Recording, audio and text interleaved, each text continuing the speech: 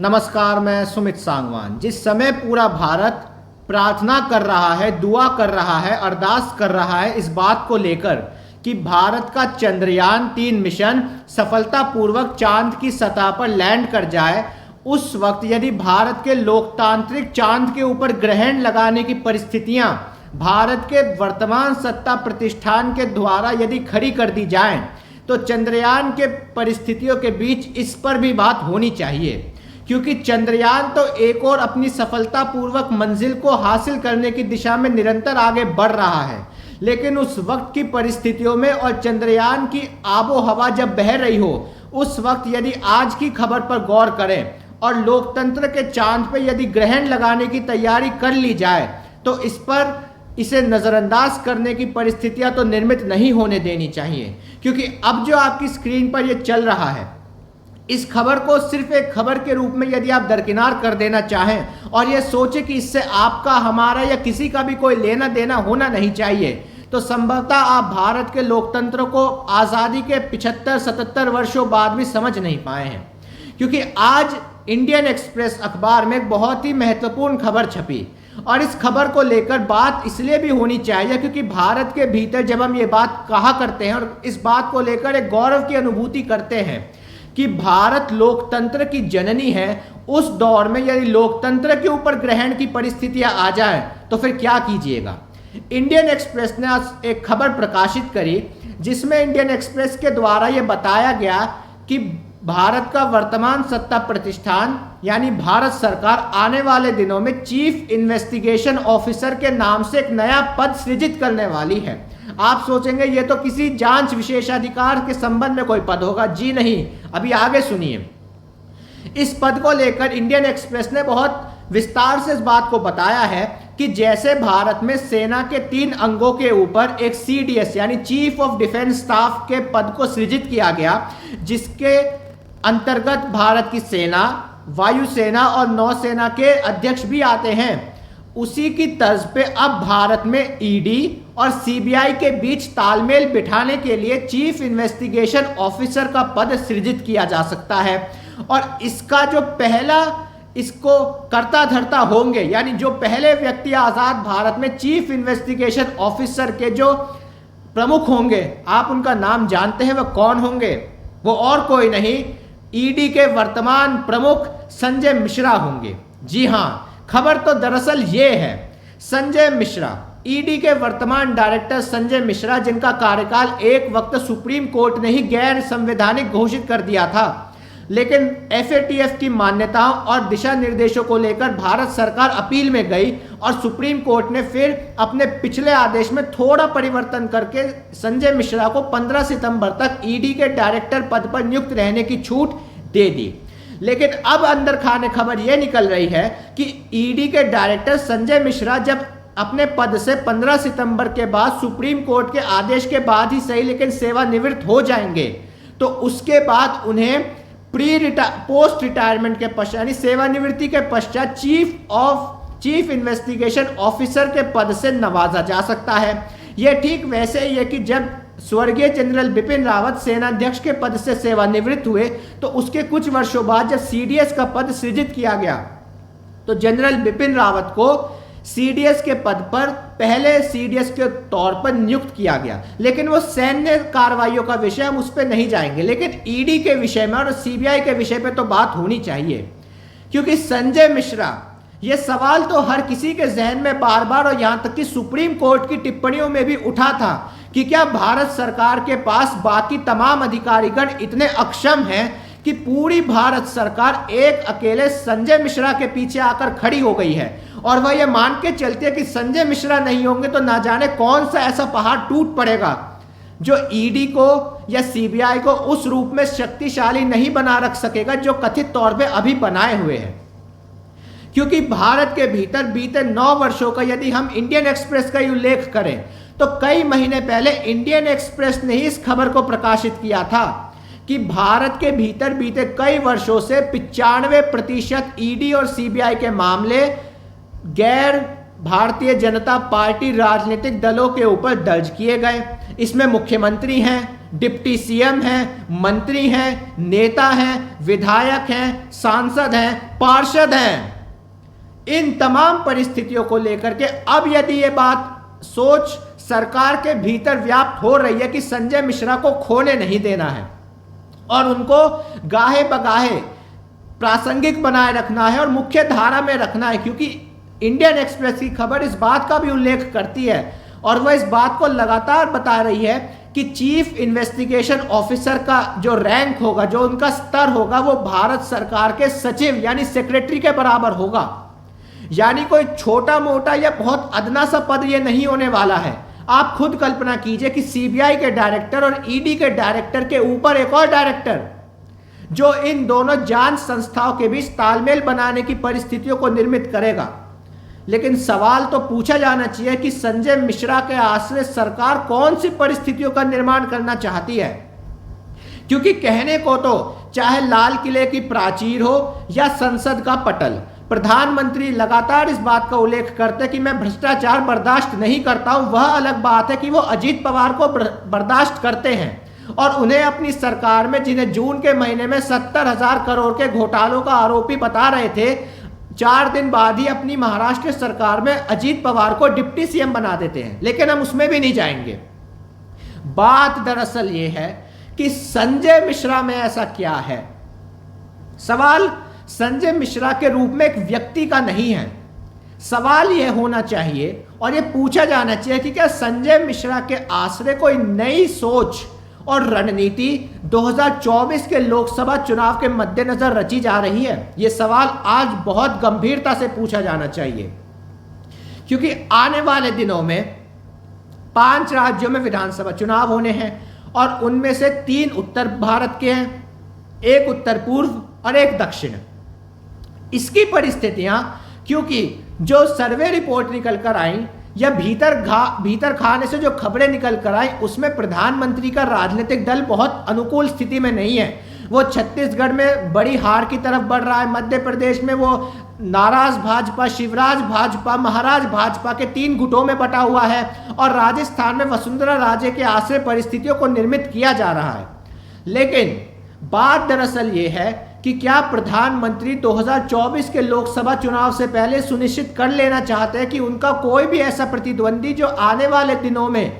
खड़ा हो सकता है या किसी भी लिहाज से, तो उसको पहले ही न्यूट्रलाइज कर दिया जाए। और यहां सिर्फ सवाल यह नहीं है कि अब, क्योंकि आज छत्तीसगढ़ के मुख्यमंत्री भूपेश बघेल का जन्मदिन है और आज ही उनके ओएसडी यानी ऑफिसर ऑन स्पेशल ड्यूटी के ठिकानों पर ईडी की छापेमारी भी चल रही है। उसी के बरक्स में आज झारखंड के वित्त मंत्री रामेश्वर उरांव और उनसे जुड़े लोगों के ठिकानों पर भी ईडी की छापेमारी चल रही है जिस समय हम आपसे बात कर रहे हैं। यानी कि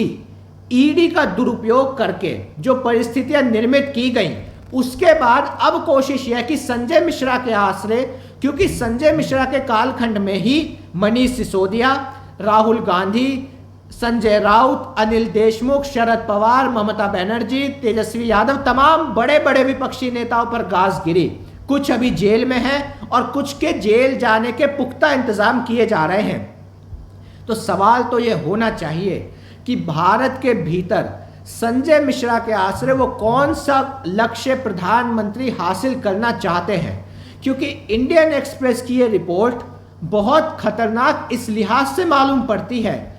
कि जो भी राजनीतिज्ञ, हमने अपने कुछ दिनों पहले के वीडियो में आपको 2 बयान दिखाए थे और उन बयानों में इस बात का उल्लेख उन नेताओं ने किया था, एक कांग्रेस से बीजेपी में हर्षवर्धन पाटिल महाराष्ट्र में, जिन्होंने ये कहा था कि जब मैं कांग्रेस में था मुझे रात में नींद नहीं आती थी कि पता नहीं कब मेरे घर पे ईडी आ जाए,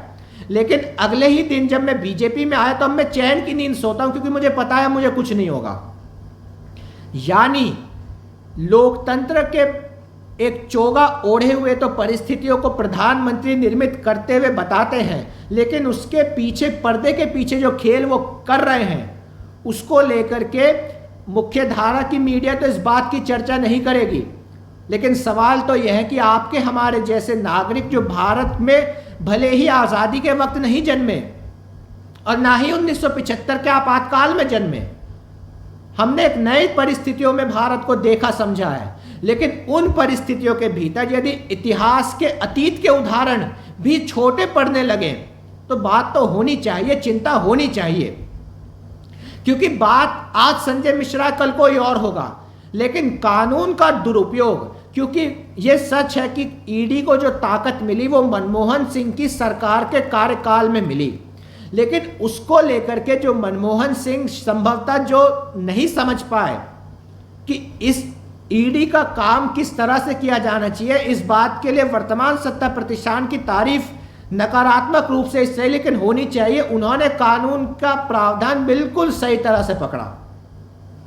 और कईयों के कान वो सीधे पकड़ते हैं, नहीं तो पीछे से पकड़ लेते हैं। उदाहरण के लिए आप मायावती को ले लीजिए, मायावती को उनके दलित बैकग्राउंड के चलते बीजेपी सीधा जेल में नहीं डाल सकती, तो कान सीधे ना पकड़ के उनके भाई के जरिए पीछे से पकड़ लिए। यानी परिस्थितिवश जो निर्मित होती हैं उनको लेकर अब या तो आप प्रधानमंत्री के साथ हो जाइए तो ईडी से बच सकते हैं, नहीं तो जेल जाइए। दो परिस्थितियां हैं और इसको लेकर के चाहे संजय मिश्रा की परिस्थिति हो और सीबीआई की, सीबीआई के कानून चूंकि राज्य बाधित कर देते हैं तो ईडी को आगे लाया गया, जिसमें सिर्फ एक एफआईआर के जरिए ही ईडी किसी भी विषय में अंदर घुस सकती है। और फिर सब उस बात को जानते हैं कि 1 वर्ष तक बेल नहीं मिलती है, और उस 1 वर्ष में जो व्यक्ति टूट जाए मानसिक तौर पे, शारीरिक तौर पे, भावनात्मक तौर पे तो ठीक है, नहीं तो यदि वो ज्यादा अड़िग रहने की कोशिश करेगा तो जो विपक्ष के नेतागण जेल में बंद है, आप उनका उदाहरण देख लीजिए, उन्हें बेल नहीं मिलती है। लेकिन बात तो यह, इस बात से भी इंकार नहीं किया जा सकता कि यदि कल को सुप्रीम कोर्ट इस पद को खारिज भी कर दे और निरस्त कर दे कि नहीं ये नियुक्ति गलत है, तो हैरान मत होइएगा कि प्रधानमंत्री संजय मिश्रा को अपनी पार्टी में शामिल करके बाकायदा राज्यसभा से ला करके गृह राज्य मंत्री बना दे। इससे इंकार नहीं है। और कौन जानता है कि अगले बरस यदि लोकसभा चुनाव में प्रधानमंत्री नई परिस्थितियों में तीसरी बार लौट आए तो प्रधानमंत्री डिप्टी पीएम के रूप में गृह मंत्री जो मौजूदा वक्त में है और दूसरे रूप में नए गृह मंत्री संजय मिश्रा। यानी खेल कितना महीन तरीके से किया जा रहा है। और फिर हम दावा करते हैं कि हम लोकतंत्र की जननी है, लोकतांत्रिक परिस्थितियों को हम निर्मित कर रहे हैं। मजाक की कोई सीमा आजकल है नहीं, क्योंकि अतीत के पन्नों में भी यदि हम देखें तो एक तरफावाद को जब हम परखते हैं, पहचानते हैं, तो चाहे हम इटली का उदाहरण लेते हैं या जर्मनी का,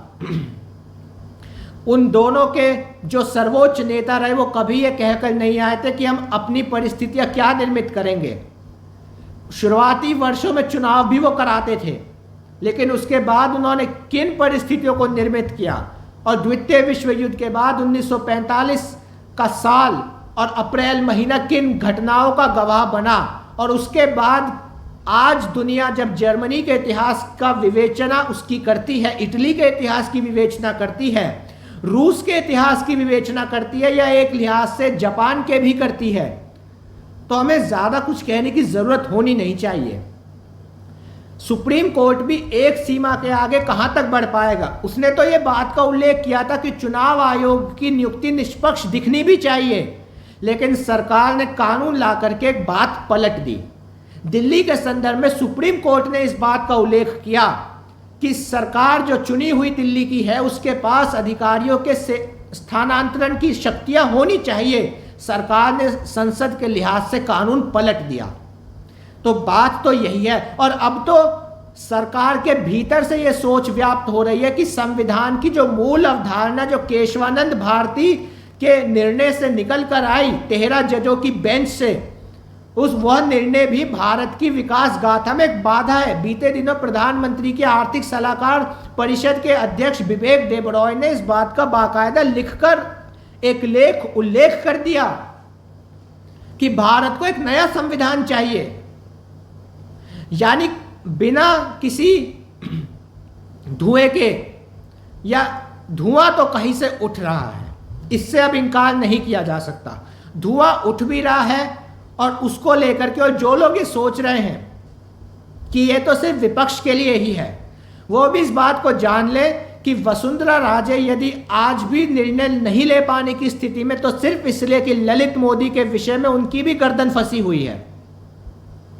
और नितिन गडकरी को लेकर जो एक माहौल बनता रहता है कि संभवतः 2024 में यदि बहुमत नहीं मिला तो गडकरी प्रधानमंत्री के दावेदार हो सकते हैं, तो सीएजी की रिपोर्ट में गडकरी पर भ्रष्टाचार के एक से बढ़कर एक आरोप निकल कर आ गए।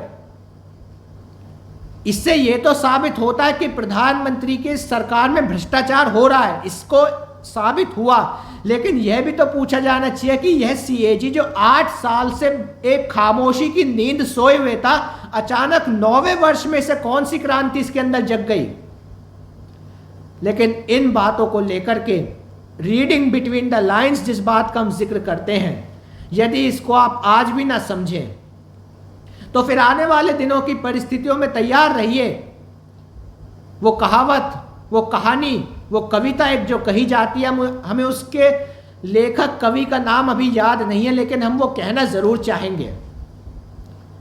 और इसी के साथ हम इस वीडियो का समापन करेंगे। जब कम्युनिस्टों पर हमला हुआ तो मैं बोला नहीं क्योंकि मैं कम्युनिस्ट नहीं था। जब मजदूरों पे हमला हुआ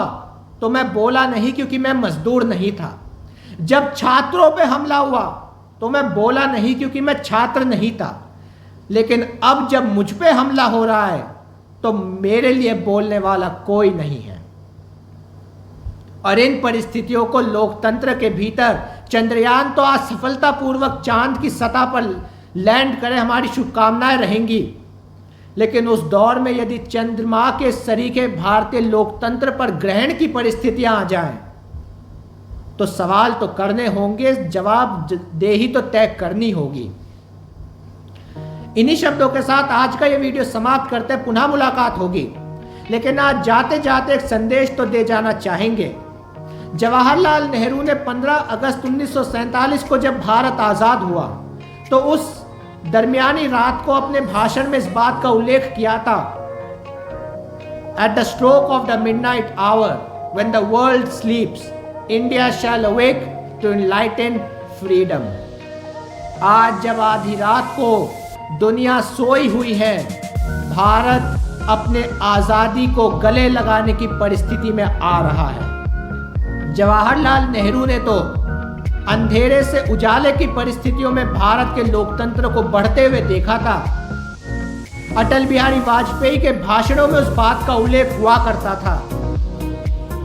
इंदिरा गांधी से भी इस बात को लेकर के एक पत्रकार ने 1977 में जब वो चुनाव हार गई आपातकाल के बाद, तो उनसे पूछा गया कि आप अपने आपातकाल के फैसले को कैसे देखती, तो उन्होंने इस बात का उल्लेख किया था कि यदि मेरा लोकतंत्र में भरोसा नहीं होता तो मैं चुनाव का ऐलान क्यों करती। लेकिन उन परिस्थितियों से वर्तमान के दौर की तुलना करके देख लीजिए, संजय मिश्रा तो महज एक बानगी है। आने वाले दिनों में क्या होगा इसको लेकर के बात तो होती रहेगी। दुख की बात तो बस यही रहेगी कि जिस दौर में चंद्रमा के रूप के भारतीय लोकतंत्र पर ग्रहण लगाने की तैयारी हो रही हो, जनता तो तालियां बजा रही है, लेकिन उम्मीद की किरण इस रूप में आज भी थोड़ी बची हुई है कि नागरिक अपने ही जोखिम पर आज भी समीक्षा निरंतर कर रहे हैं, आगे भी करते रहेंगे। पुनः मुलाकात होगी। नमस्कार।